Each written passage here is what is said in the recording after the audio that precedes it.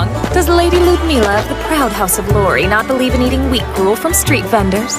Of course I don't. I have no appetite for it. And the whole scene is beneath a war maiden's dignity. Oh, really? Ooh, this looks tasty.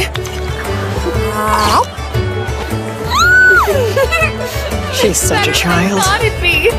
I'm not exaggerating. Oh, you're really missing out, Mealders. Of course I don't. I have no appetite for it. And the whole scene is beneath a... She's such a Wrong. Does Lady Ludmila of the Proud House of Lori not believe in eating wheat gruel from street vendors? Ooh, this looks tasty. A war maiden's dignity.